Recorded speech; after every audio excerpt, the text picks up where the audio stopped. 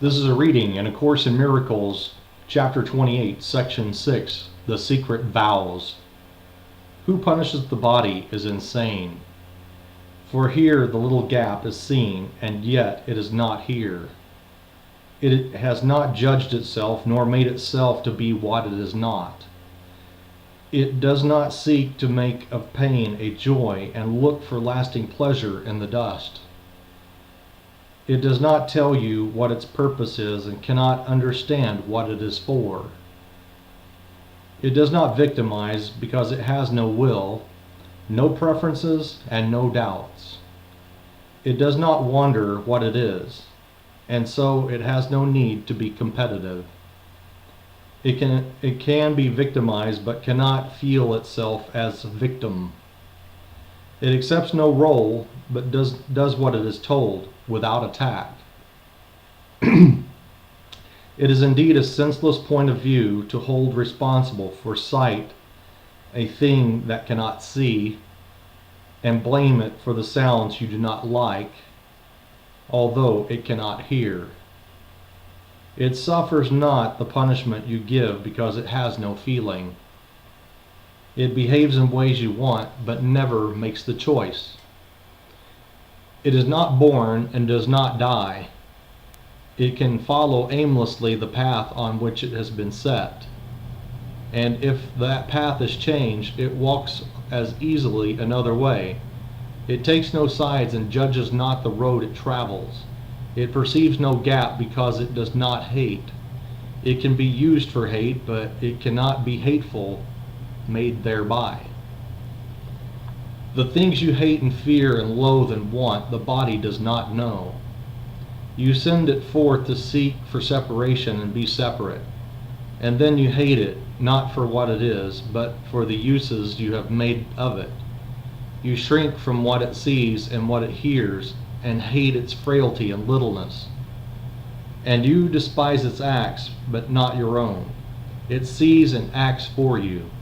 It hears your voice, and it is frail and little by your wish. It seems to punish you, and thus deserve your hatred for the limitations that it brings to you. Yet you have made of it a symbol for the limitations that you want your mind to have and see and keep. The body represents the gap between the little bit of mind you call your own and all the rest of what is really yours.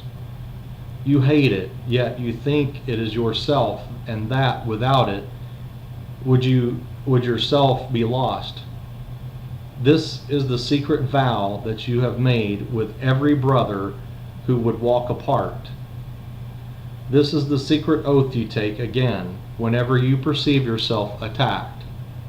No one can suffer if he does not see himself attacked and losing by attack. Unstated and unheard in the consciousness as every pledge to sickness. Yet it is a promise to another to be hurt by him and to attack him in return. Sickness is anger taken out upon the body so that it will suffer pain. It is the obvious effect of what was made in secret in agreement with another's secret wish to be apart from you, as you would be apart from him. Unless you both agree that is your wish, it can have no effects. Whoever says, "There is no gap between my mind and yours," has kept God's promise, not his tiny oath to be forever faithful unto death, and by his healing is his brother healed. Let this be your agreement with each one, that you be one with him and not apart. And he will keep the promise that you make with him, because it is the one that he has made to God, as God has made to him. God keeps his promises, his Son keeps his. In his creation did his Father say, "You are beloved of me, and I of you forever. Be you perfect as myself, for you can never be apart from me." His Son remembers not that he replied, I will, though in that promise he was born. Yet God reminds him of it every time he does not share a promise to be sick, but lets his mind be healed and unified.